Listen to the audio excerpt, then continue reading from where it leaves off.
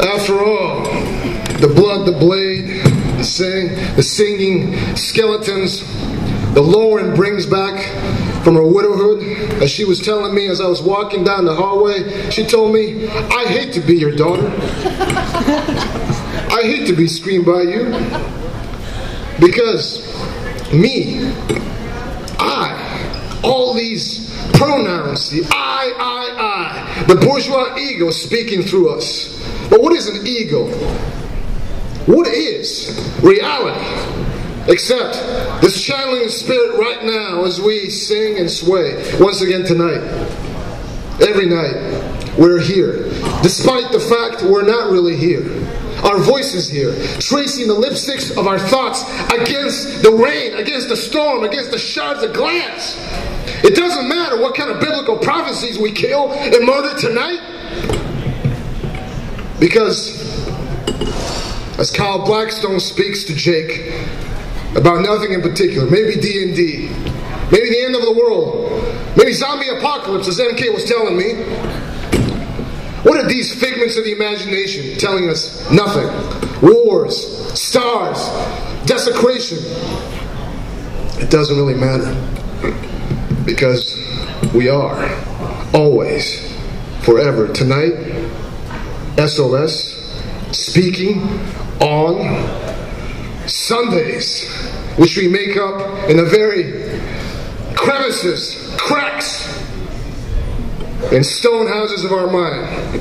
Now, before I close, I'd like to thank Kyle Blackstone and MK for this experimental overflow of words that sometimes may not make any sense.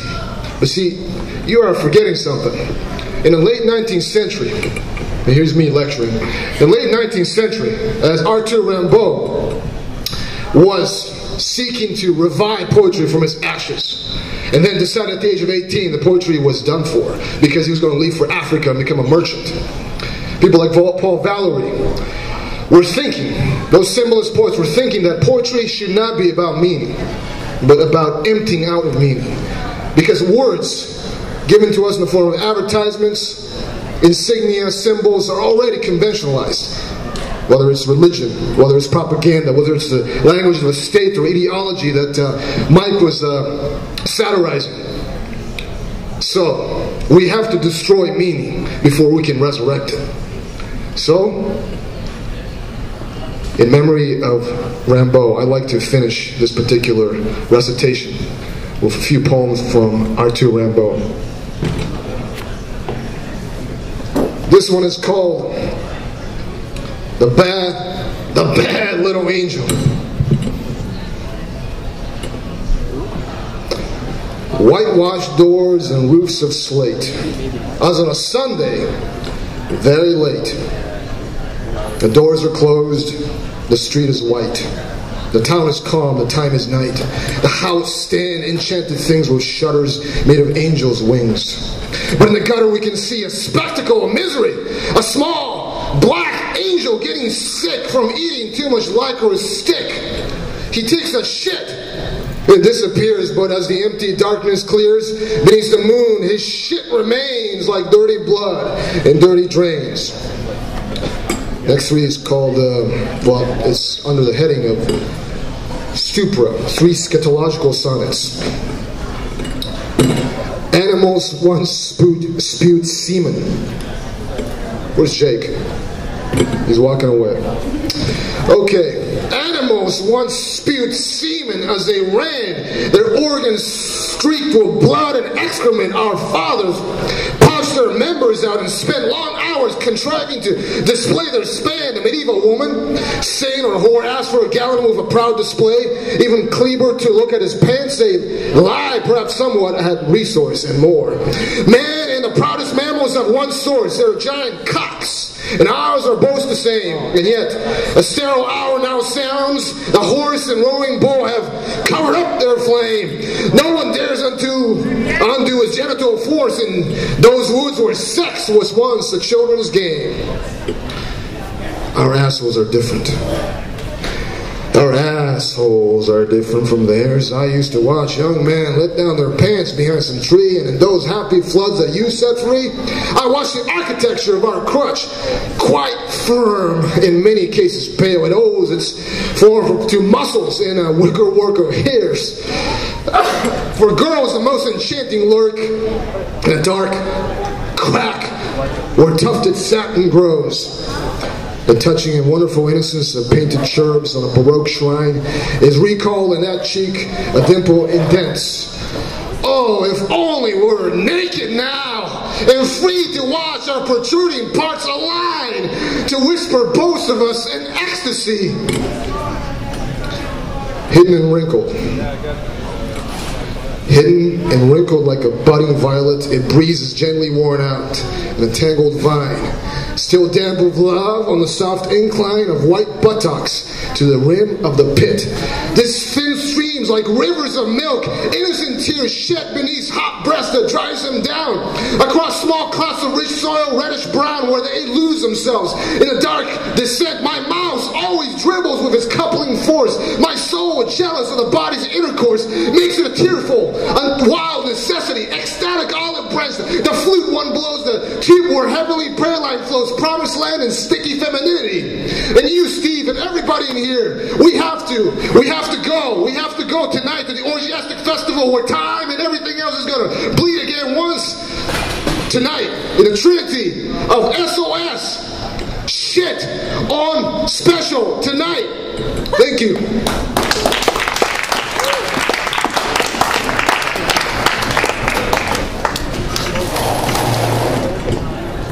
Wow, yeah, pretty awesome. And next up is me again. I found some more poems I want to read. Charles Bukowski again.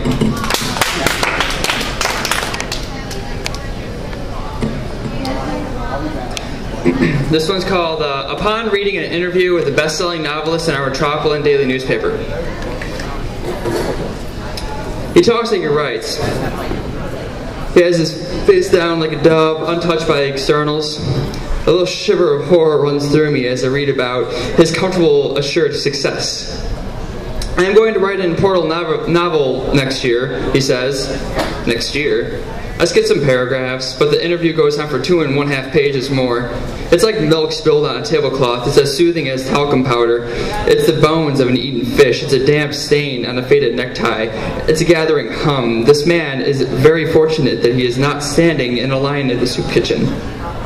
This man has no concept of failure because he is paid so well for it.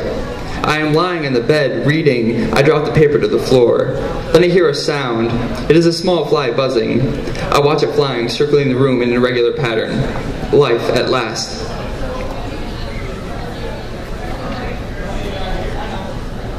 This one's called Like a Cherry Seed in the Throat. Naked in that bright light, the 4-horse falls and throws a 112-pound boy into the hooves of 35,000 eyes. Good night, sweet little motherfucker.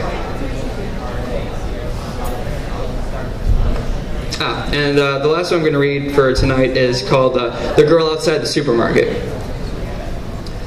A very tall girl lifts her nose at me outside the supermarket, as if I were a walking garbage can, and I had no desire for her, no more desire than for a phone pole. What was her message?